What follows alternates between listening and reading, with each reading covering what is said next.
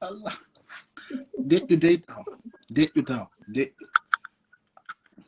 deƴƴu ɗon taw min andi min kanko na birde ayi ka mi andi jangi ko jelo on ma ndarde ɗo 5506 personnes ko jelo falda yo ndaare sa wi ko ɓen falda ko ɓen ndarete a faala simi jiwo mi andi koye golle maɗen wona birde ko jelo falɗa yo ndaare ko jelo falɗa fiyo yewtere man yalto ko jelo falɗa yo ndaare abbo mi addu ya ndiya yariteɗal taw awja ka mi hawja milando kon wonnoɗa wullude hara ko ɗum ɗon tun deƴƴo ma mi ara ndiyaɗa luddi kaka mi ara dorakate abbo dey wonɗo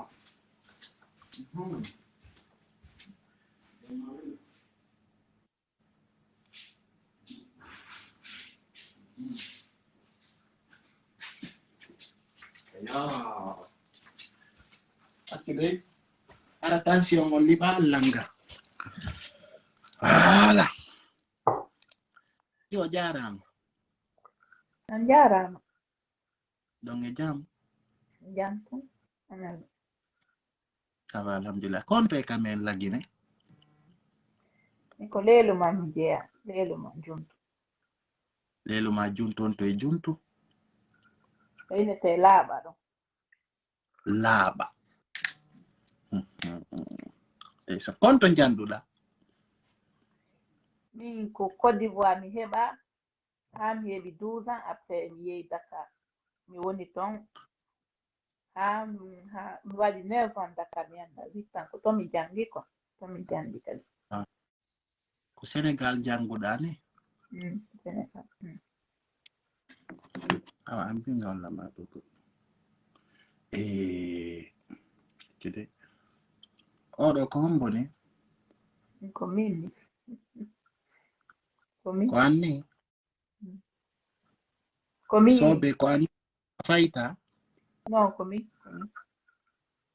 jama ndare ko kanko ni abbote jama on confirma si ko andi hunde fo ko yo laɓan jama andi min paygal sare birdi ala kono da laba honno merci jarama e pida laba merci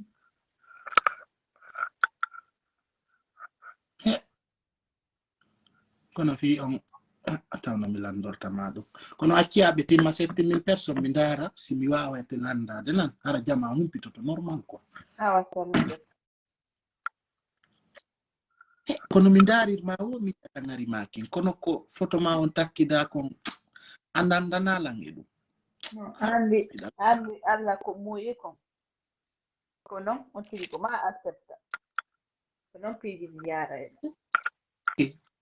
Allah muyi andi ɗum ɗo kadi no tawa e buyande Allah par ce que Allah muyanno kadi feƴƴatano e hoore andi a tardinay men ñande yawmal qiyama fiyonni ko feƴƴi kon a watti Allah muyi non ɗum ɗo ani piiji ni fof mi fawa e juuɗe Allah ko ɗum ɗon mi waawi fa noon joɗe ɗon waɗon yee waɗon wuyi tappekerde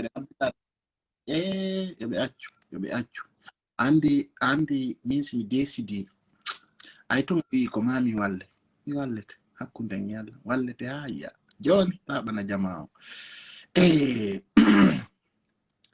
so mi landima o jaɓoɗa siɗa andi sa daynanda nan ok ay ko minnonoɓe ko ɓe waɗan en ɗo 2000 partage ɗo 2000 partage on si timmi ayino ɗo 7000 wonɓe darde si 2000 partage on timmi comme ça ɓe andi ɗon jama on nana yewtere ma nde hara jillaka depuis soduɗa o téléphone an sali mo ka o téléphone momi jogitiɗo ko iPhone 8 plus ko gila 2017 mi jogitimo a luɓali mo gorejo ma téléphone ango fayda gore be an jogi ta ko hino ɗo de o photo maɗo no jindude ka réseaux sociaux kalni ka ko min ko kando ni tigri mi tiri ko suudu ando okay okay accane lan hakke si min vexima si mi woli ko tawata puusima e nder vidéo on na golle am min kala ko woni debbo ko teddungal woni hakkunde amin si tawi fija jala ay wonde wona kono a hewtiri ni a yafoto laɓɓinanen jama on par ce que den fewde nodduɗala hari hiɗa stressi hiɗa wullude ɗa huli piiji buy joni noon fi couleur reedu dandata en ɗo ko fukkutuɗen ko donc on ɓe darde payko sare o sayɗo e jiwon himo ɗo wonɓe darde telen Conakry no weltana kala ka dari toon haray an e baydi jari bo konto yiduɗo wallahi mi anda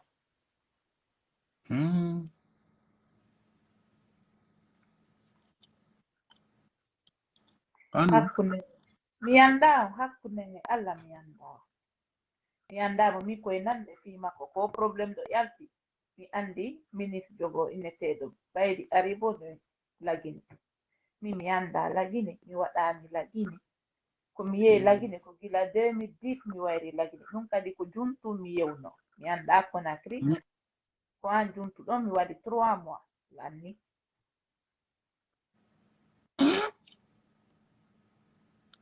innoɗa on no mi inni min mi anda gine fayda mi anda baydi aribo konto mi fuɗɗimo nande fi makko koko o histoire gila heccianki koɓe kolodiri ɗo photo am e o probléme makko ɗon ko ɗo mi fuɗɗi andude baydi aribo mi andamo mi meeɗa nande fi makko par ce que min mi tawaka fayda mi sibata ɗuma on lagine ɗo actualité o lagine ɗo fayda mi sibata par ce que mi andi ɓay ko Sénégal e Côte d'Ivoire mi ɓuri wonde donc intéressa la fayda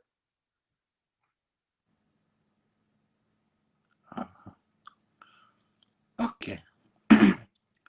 anda Conakry wallahi mi tippande ɗe wotere hakkunde e tagguɗola mi tippani ɗo ko sabu hon ɗum no ko sabu hon ɗum no ɓe waɗiri ɗon photo ma ay na antu woni jiyo ko sabu hon ɗum ɓe ƴetti photo ma ɓe takki ɗo ko wallahi billahi mi wawatama haalande ko woni photo on hewtiri on histoire ɗo min kadi mi fini tum mi yi photo on sakkitira e histoire ɗo par ce que mi iwi golle mi waali woni ha e 3h ni téléphone no sona himɓe no partage himɓe amɓe ɓe adamena Sara photo ma ko woni ɗaɓɓude e o histoire ɗo ini mi ndaari no ɓe minumani mi kadi mi ronkufa mi paniki noon ka jemma ɗo par ce que mi hoydata ɗum ɗon ha hande ko goɗɗum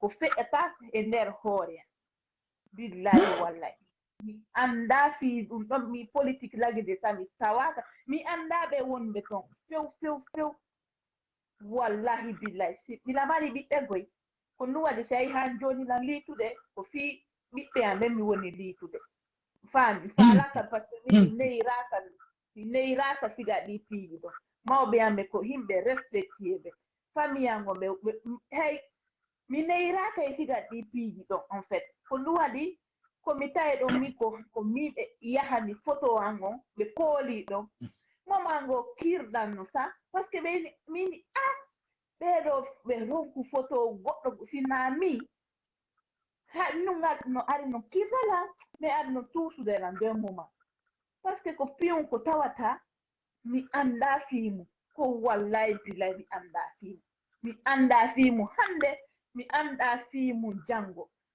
himɓe waɗilan ɗo e piyu ko mi anda ko mo jetti photo an nawri ton wallahi billahi mi anda ko ɗum ɗo woniri si mi inni la andi honɗum ɗo woniri haray mi fini mi anda billahi wallahi mi anda e aribo hande mi anda mo ko do mi fuɗɗi mo andu do ka o histoire do wallahi billahi mi andama mi e makko mi meeɗa yiide mi meeɗa tippude Conakry ko an mi yehi Guinée ko 2010 mi yehi to ko 2 fois kadi mi yehi la Guinée ko Fouta direct ɓe wonla e nabude vacance par ce que ɓay Côte d'Ivoire e Sénégal mi wonno mawɓe amen ɓe yini ɓe naban Fouta andoya toon quoi wiye pulalal ngal laaɓa moƴƴa par ce que mi wowta wonugol e fulɓe ko français mi ɓurata wolude billahi wallahi mi anda o histoire ɗo hono naw photo an hewtiri ɗo mi anda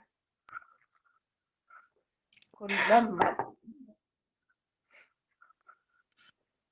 joni noon hande photo ma on no jindude e hoore inde Baydi Jaribo soi-disant ko an filme mo an ko hon umarɗa ko wiya yimɓe on ɓe waɗude ɗum men e ko sabu won ɗum an miijiɗa hiɓe waddema ɗum ɗon wal ko minuma ɗon pay tum saare mimi si tawi noon ko min noon si tawi noon la mari komi doit komi reproche hoore an si tawi noon la tawa e on histoire ɗo haray noon hannde la muttiɗa réseau sociaux haray noon annde mi alay justifiade haray noon mi alay réclamude innocence sango faami partage je n'ai rien à voir dans cette histoire rien je ne connais même pas ce monsieur je vis actualité je ne connais même pas les actualités guinéennes je ne sais rien de ça wallahi billahi je ne sais rien je l'ai vu hier là kako avant-hier ko publication ko yimɓe kolomiri photo an e photo makko ɗon no wowla ko ɗo mi andi fi on kadude ɗo je ne connais même pas mi ko mi andi la Guinée ko opposant ɓe tum mi andi c'est fini si feƴƴiɗo mi anda e hombo woni hombo wallahi billahi je ne connais pas hombo e hombo annduɗa toon hombo e hombo ko sellu dale en Alpha Condé ko ɓe non tum mi andi to opposant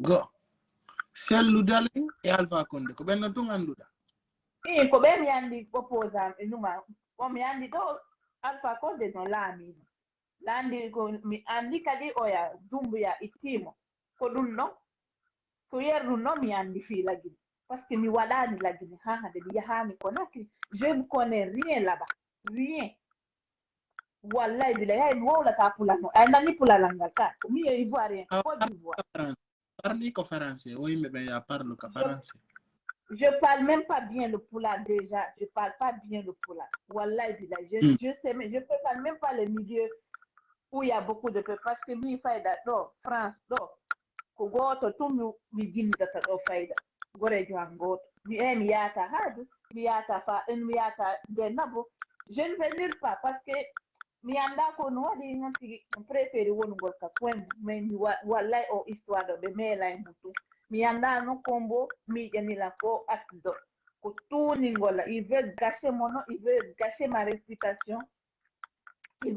ma réputation ko faalalan bonnande aduna ngo oɗo hey o yii kami woni ma o yii wonkiyanki ka woni o waroyelan par ce que ko mo faala noon ka mo faala il veut pas du bien de moi waɗɗo numo wallahi billahi je n'ai rien à voir dans ça je vous jure la mari ɓiɓɓe j'ai 2 enfants la mari ɓiɓɓe ɓe ɗo si a yilan liitude fi innocence an on fen ɗo ko fi protège golɓe parce que je n'ai rien à voir dans tout ça wallahi billahi je n'ai rien à voir dans tout ça je ne connais même pas ce monsieur je l'ai jamais vu je n'ai jamais entendu parler de lui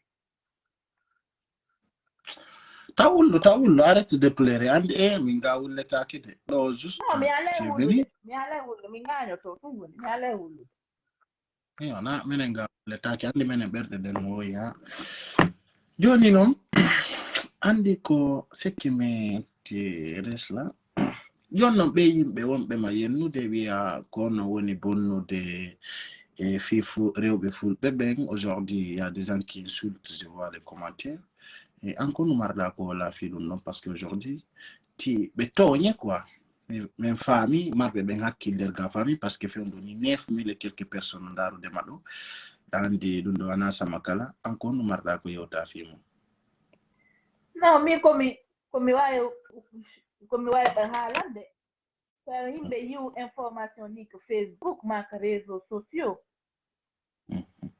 ɓe hoolo ɗum ma ɓe fuɗɗo pliwiwde ma ɓe yenna yimɓe par ce que ɓe annda ko ɗum woni nder ton ɓe annda ko ɗum woni nder ton yo ɓe renseigne taw moƴƴa si ɓe partage ma ɓe publia goɗɗo mo ɓe annda vie makko ɓe annda histoire honɗum fuɗɗori mi ko ɗum ɗo mi mari komi haalana yimɓe ɓe yo ɓe accu wawgol non yo ɓe accu probléme memmino tun ɓe yibboyo ara ɓe annda ko ɗum woni nder ton par ce que ni ɗum ɗo ɓe toñan few mi annda hon gorko wallahi billahi mi anndamo hannde mi anndamo jam mi eyyi konto mi yiyata o hey gite mi yiyani konto mi yiyata o min konto pays on mbo mi waɗi ko Sénégal Côte d'Ivoire Mozambique et France ko ɗi pays ɗo tun mi waɗani la Guinée fayda on o donc ala ko wiya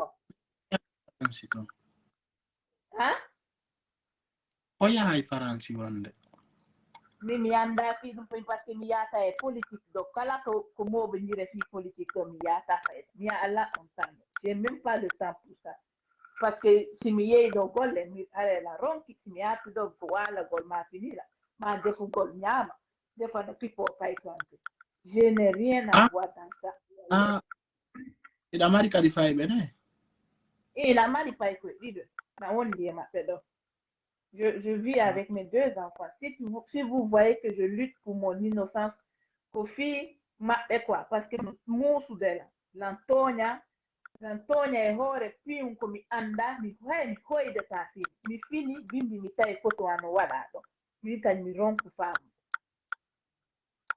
faamude e Allah ɗon noon ɓen waɗuɓe ɗum ɗon ko honno garɗa ko yewta fi ɗum noon par ce que aujourd'hui a holli men i anda non billahi wallahi mi anda mi wata mi anda ko mi wowlata ha faabo nous quoi je ne connais même pas la Guinée je ne connais rien à la Guinée rien du tout sayni la Côte d'Ivoire sayni la Sénégal sayni la Mozambique ma Afrique du Sud ma France ɗo kono Guinée c'est un pays même que je ne connais pas billahi wallahi je ne connais rien dans tout ça cette histoire de hibbino e hoore an ni tout mi anda ko mo faalana je ne sais pas qui a la haine sur moi ma mo faalanalan ko boni mi anda on noon kono min komi numannoto ɗum komi wowlata e on noon Allah ñaawo e hakkunde mi e makko si tawi ko faalandolan ko boni mi acciti e junngo Allah woni wawɗon ko Allah ñaawata mi toñamo hande mi toñamo janngo la woni ka point donc mi acciti e juuɗe Allah o photo ma publiado ɗo comment les gens ont réussi cette photo je ne sais pas ko ɗum noon min ñaldinila ngal photo parce que j'ai publié ça dans les réseaux sociaux aussi la mari TikTok la mari Snap la mari Instagram kadi mi waɗa ko fewno komi tirnomo kadi mi publinomo ka réseaux sociaux ji kadi donc peut-être je ne sais pas comment c'est arrivé dans la main de la personne je ne sais pas vraiment wallahi billahi je ne sais pas si mi innumala andi hande si je vous dis que je sais qui a fait cet acte-là c'est que je mens je ne sais même pas mi hoydata ni ñande go mi fine photo en exposé ni ko piyum ko mi anda je ne pensais même pas à ça mais piyum c'est fait je ne peux rien faire sauf venir me justifier et clamer mon innocence dans ça parce que c'est un fait très grave c'est un cadre c'est un ministre c'est pas n'importe qui hande himɓe makko ɓe no wayla yiwɗe mi on sait jamais ka yaasi ma ka numa ɓe yana e hoore an ime blesse ɓe waɗala masibo ka ɓay ko ɗum mi ɓuri hullude so ayi hande la clamude innocence ko ɗum mi ɓuri hullude par ce que lan woni e paypirankoe ɗo ɗon en français fiyo yimɓe ɓen faamu ɓe nanata pular ɓen j'ai dit si je viens pour clamer mon innocence ici c'est que je suis innocente et je le fais pour mes enfants. Je vis avec mes enfants qui sont en bas âge. Si je viens ici pour parler de ça, c'est que je suis innocente. Je veux être claire là-dessus. Que les gens arrêtent de partager des fausses informations. Que les gens arrêtent de prendre n'importe quoi et n'importe qui, l'image des gens pour salir. Ils ne savent rien dans cette histoire. Je n'ai jamais connu cet homme. Je ne l'ai jamais vu de ma vie. Je n'ai rien à voir avec lui. J'ai jamais fait la Guinée, j'ai jamais fait Conakry. Les 2 fois que je suis allée à Conakry, en Guinée, c'est au Fouta, direct, je suis allée dans notre village à Djuntu. J'ai fait 2 fois là-bas et je me rappelle, la dernière fois que je suis quittée, c'était en 2010. J'étais encore même petite. Donc, je vous supplie, tous ceux qui partagent ma photo sur cette affaire, je suis innocente. Je vous supplie de retirer ma photo dans cette histoire. Je ne connais pas ce monsieur. Je ne le connais pas ni d'Adam ni d'Ève. Je vous supplie, si vous voyez que je viens clamer mon innocence, c'est à cause de mes enfants, ma famille, tout ça. Parce que c'est un truc très dangereux. Très dangereux. On parle d'un cas, pas n'importe qui. Pas n'importe qui. Les gens, ils peuvent me confondre avec la personne qui l'a fait et me créer des problèmes. On ne sait jamais dans la vie là. Peut-être que le monsieur, il a ses petits ici, il a de ses enfants ici. Les gens, je me croise avec lui, il me blesse ou bien il me fait du mal. Donc moi, c'est à cause de ça que je suis venue me justifier ici aujourd'hui. S'il vous plaît, arrêtez de publier ma photo. Je n'ai rien à voir avec ce monsieur. Je ne connais pas la Guinée. Je connais Côte d'Ivoire, Mozambique, Sénégal et France. S'il vous plaît, je n'ai rien à voir. Je vous supplie de retirer mes photos sur les réseaux sociaux. Il y a une personne mal intentionnée qui me veut du mal qui a fait ça. Mais le bon Dieu, il est grand. Il va payer ça tôt ou tard. C'est tout ce que j'avais à dire. Je n'ai rien à voir. Dieu, il voit tout. Je n'ai rien à voir dans tout ça. Je vous supplie de signaler aussi tous les comptes qui publient ma photo. Je n'ai rien à voir dans ça. Je vous jure sur la tête de mes enfants. Je vous jure, c'est eux qui sont plus chers dans ma vie. Je vous supplie de retirer mes photos sur cette affaire. Non. Sorry. Faut pas te stresser à cause de ça. Les gens ont compris la réalité. Donc, elle vous dit que c'est pas elle. Elle connaît pas Badi Jaribo. Elle n'a jamais été à Conakry. Donc, je vous demande surtout, tu connais un gars qui s'appelle Corboya, un commettant d'RTZ? Non, je ne le connais pas. Je le vois seulement sur les réseaux sociaux. Je ne le connais pas. Je passe vite fait sur Facebook. Je ne le connais même pas. Je ne sais même pas c'est qui. Donc, musidɓe fulɓe wonɓe ndarude min mi pour que quelqu'un, parce que je voulais pas faire tes actes, je voulais pas parler de ça, et o andini on o anda Baydi Jaribo. Et puis moi en personne, neɗɗo on sino haalude gonga et simo haalude fenande, les humains doivent comprendre la personne. Kala anduɗo publie photo oɗo, hay sa landata ko mo pardon et retire. Sina ɗum haray a toñimo. Parce que moi, ce que je comprends là, moi je me demande kono ɓe hendori photo ma. O photo ma meɗi mo publie de ka compte ma Facebook. Mi publimo. Dicendo che mi tirimo, mi publimo che réseaux sociaux dia. Mi publimo. Il n'a pas de problème avec un homme, tu me dis sérieux. Ala problème avec gorko ta hara y a un problème. Non, j'ai pas problème. J'ai pas problème qui doudon. Mais dans les tout, ça c'est possible. Peut-être parce que dans mon boss, andi tout, worbe benate, non, dragama, de onde metinade, tu vois, ce genre de truc m'a bloqué. Lundo de mi wadi lundo. Parce que mi si be arrive sonji la ha fe iti stemi. Vela tala mi bloqué. Mi wadi lundo. Mais mi si cano di pi, donc, en fait, hunde ko mi habbanoki en fait. Ko mi habbanoki. Ha hande non, laisse tomber. mi wata expliquer ɗo ha mi haala konto ɗum ɗo hewtina law ko Allah tum andi ko mi wondi ni. Non, Johnny, non, moi, ce que je vais te dire, mais il me ben là, et beaucoup de personnes ont compris un message Peut-être aussi que c'est tu pas as. un garçon. On a peut-être qu'à dire on a un gorko. On sait jamais. On sait jamais qui est ton ennemi dans la vie. No way wonde kadi ko mo neɗɗo mo mi jallidata ɗo bimbi e kikide andi goɗɗo anda ko gaño mum woni anda woɓɓe are ɗo fiƴi ɗon jallo ɗo wonno suudu wotuɗo hare ko ɓe yiyata ka maaya tum ko ɗum ɓe numanoto tu vois on sait jamais c'est qui anga parce que mi woɓɓe no commenta ɗo acca noon hakkede simi landorima noon parce que peut-être ça va. Tu n'as jamais envoyé un homme une photo de nuit? Non. Non, pas un homme qui détient une photo de nuit de toi? Non, jamais. Ok. Ok, ma soeur. Donc, je t'ai pas invité ici pour te publier ou pour te faire des trucs. C'est juste pour rassurer les gens. C'est pas toi. On t'a accusé. Et marbe ben kadi hakkil fami. Et mi comme tortoma.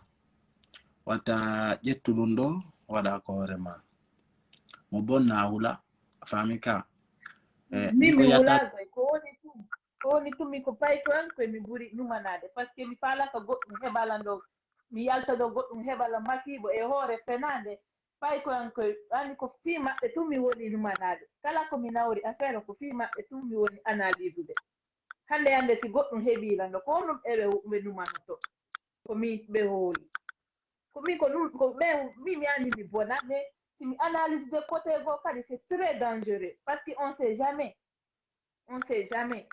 c'est très dangereux parce que c'est pas n'importe qui ko ministre jo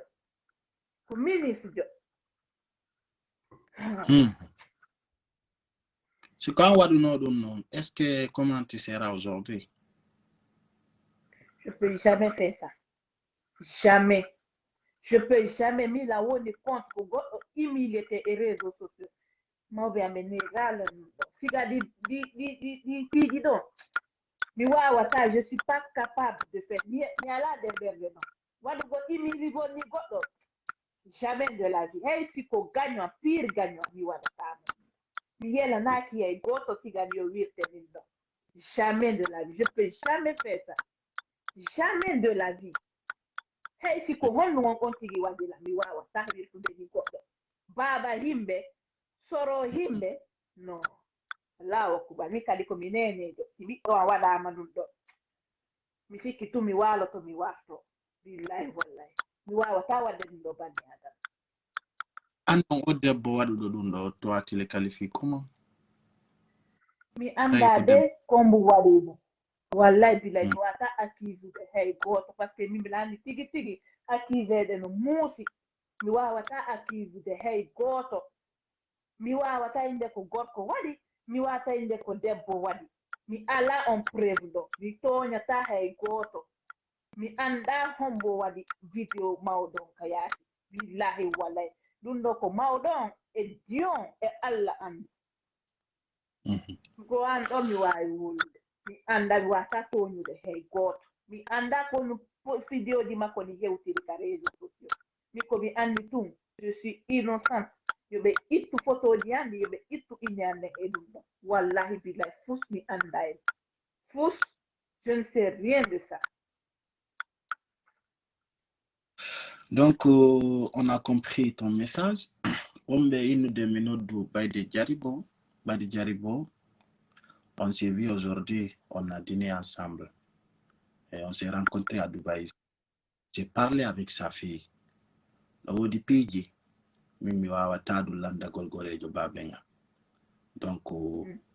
cette personne a son comportement. Il y a des choses.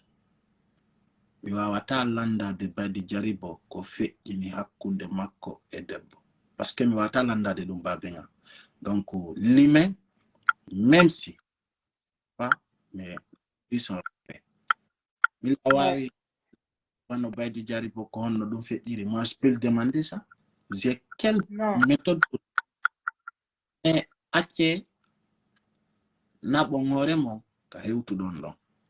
Min nami juge. Et aujourd'hui, il y avait beaucoup de personnes qui besoin de contacter Baïdi. Aujourd'hui, moi, je les page. Oh, depuis, toi-même, moi qui vous j'attends que je me prépare parce que moi, depuis, tu as un atout, quoi, là et là, ma vie, c'est ma vie. Ça peut m'arriver un jour. Je vois qu'aujourd'hui, beaucoup de personnes attendent ça de moi. Ça y est, minto mi dodo. Dieu ben ouais wado wandia. On a yata jo kasha de ono. Morena ki bebe huwa moyite. Sabu na wanafu wandi oremo. Yeah. Be worbe marbe puissance fo marbe power. Kore obeben lanchi tatamanyande go. Harakadi kwa wadi. Parce que awata joga de piji didi dinotoma. Ngom toro to worbe ben le personne public. Goto ina tata wal ko boni walla taronko wadude. Kono milieu mo wondawo reste conscient. Sa onali conscient koko ala na onana lanchatama. Sa ndari be wadobe do blog fo problème fo rewbe. Moi c'est pas ma vie. Aujourd'hui, les premiers blogueurs guinéens africains natu do kapale royal à Dubaï. Je suis le seul. Pourquoi? Beaucoup de relations, beaucoup de respect. Moi, j'aimerais de plus pour des personnes que je ne connais pas. Aujourd'hui, je ne crée pas d'ennemis pour une histoire que je ne connais pas. Ça me fait mal aujourd'hui de te voir pleurer. Mais aujourd'hui, je sais que quand tu passes par ma page, il n'a pas fait d'autant. Que plusieurs vont entendre et beaucoup aussi vont comprendre. Ce n'est pas toi. Mais parce qu'ils ne se connaissent pas. Comme tu as gorko et debbo. Andu mo yadata. Suba era, suba ko jododa. Hajuji maɗi Marseille. Sa jokkondiri emo jokkondirɗa o ko kum alana wonana bonnantama adunama e fimere fus. Sabu vidéo on kun 16 secondes. Hande, ça gâte pour beaucoup de personnes. Hande memano bono de kanda. Et la personne qui a fait, on ne regrette ni. Hashtag ko udado. Veya ke fero si wari goddo yi o walike. L'humanité dit la personne qui va regretter. Kala waddo ko doa ka wadu god. On tigi wadayi. Minga ndera yidala ji wa yore law. Ande ko na publier photo na mi pas go ça on a rencontré. Jamais je n'accepte pas parce que koko l'annata quoi en fait. Mais comme tortoma avant que tu quittes, je te demande de ne pas prendre ça en tête. Koïda Allah wa de ore ma confo andu fait. Aïné. Parce que je vais te dire soit peut-être mais anda vi ma ko ande go yewtude goddo ni sabu. Ibe bui hali fi nous wadi pour avoir des buzz. Moi, j'ai rencontré avec Baïdi, on a échangé. Il m'a dit ce qu'il m'a dit. Beaucoup de personnes ont suivi la vidéo donc comme Thomas, jamais, plus jamais, ne te victimise pas. Peut-être ça te donne des soucis, peut-être ça te fait perdre ton travail. Comme Thomas, et les gens ont compris et restent tranquilles et ne prends pas ça en tête. Aussi, il qu'on a plusieurs personnes qui vont voir cette vidéo, ils vont supprimer ta photo. S'ils sont dignes, ils vont mari bandira be nenirabe. C'est bien de ton là. Si tu as quelque chose à ajouter, tu peux ajouter, on va laisser les gens. Mimi ala ko mi wowla ɗo ɓuri ɗum ɗo ko an ɗo mi wawi wowlude min ko clamugol innocent sambo mi yarire ɗo par ce que fayda ndi o affaire ɗo gilan fuɗɗi ɓe fuɗɗi pibiude ɗo mi alay ɗanade ko rigri par ce que image ango no tunnede ko photo an woni fikirde partout min komi toroto tum yimɓe ɓe accu yiwugol ko ɓe yiyo ɓe cliɓiyama ɓe yenna ma ɓe partage yoɓe annduta ko ɗum woni nder to par ce que min komi toñaɗo wallahi billahi komi toñaɗo e kala waɗɗo o montage vidéo ma montage ka kooli photo an o wallahi billahi haysi ko sabu ɓiɓɓe amen on tigi yoɓay par ce que mo hersiniila ko ɓiɓɓe amen kadi hersini billahi wallahi min ko ɓen tumi woni protégé ude so a yina yalta ɗo e ɗuma mi wowla ko falaka ɓe janda ɗo ɓe naniralan piiji manma par ce que min mawɓe aɓe neyiralan ɗo min neyiraka ɗum ɗo few mi wawata wirtude ɓanmi adama haysi tawi ko hombo mi wawata par ce que mi miitoto si tawino ko mi waɗano ma ɓiɗɗo an waɗano hay goto yiɗa wirtede ko an ɗo mi wawi woni. Ok. Et ne te décourage pas, la vie, c'est quelque chose ça va passer. Comme il nous m'a conté, atama aponani. Anani. Mi wole kadi message ko en français kadi mi faala wolde fi ɓe nanata men pulal kadi par ce que woɓɓe no nanata pulal ɓe partage ɓe photo janni. Je veux vous demander juste de supprimer mes images, s'il vous plaît. C'est moi la fille qui a été accusée d'avoir publié le ministre. Je le connais ni d'Adam ni de elle. S'il vous plaît, je vous demande. Tous ceux qui m'ont insulté aussi, je laisse tout dans la main de Dieu. Je vais insulter personne parce que ma famille ne m'a pas éduquée comme ça, à insulter les gens comme ça. J'ai été élevée dans une famille humble. Moi, tout ce que je vais vous demander, tous ceux qui ont partagé ma photo, je vais vous dire que ça a été fait. C'est un montage qui a été fait. Je suis coupable de rien. Je ne connais même pas ce monsieur. Je ne connais pas la Guinée. Je suis allée que 2 fois en Guinée et à Djuntu dans mon village. Je ne connais pas Conakry. S'il vous plaît, supprimez mes photos qui sont en train de défiler. Tous ceux qui m'ont insulté aussi, sans savoir la vérité, je vous pardonne. Wallahi billahi, je vous pardonne. Comme réseaux sociaux. Je n'ai rien à voir avec ce monsieur. Enlevez mes photos sur cette histoire. Je ne connais pas ce monsieur. Tous ceux qui m'ont insulté, je vous pardonne aussi. Dieu fera le jugement des lieux. Inch'Allah. Merci beaucoup. Merci. Compte sur moi et compte sur mes abonnés. Ok? Il faut aller. Faut pas te... Faut sourire d'abord. Ok, d'accord. Faut sourire même. Et regarde-moi, Daranga. Diallo, non? Mi watanarde goɗɗo tigi. Wallahi mi watanarde goɗɗo. Merci beaucoup. On se reprend encore. Merci. Ok, merci. Au revoir. Ok.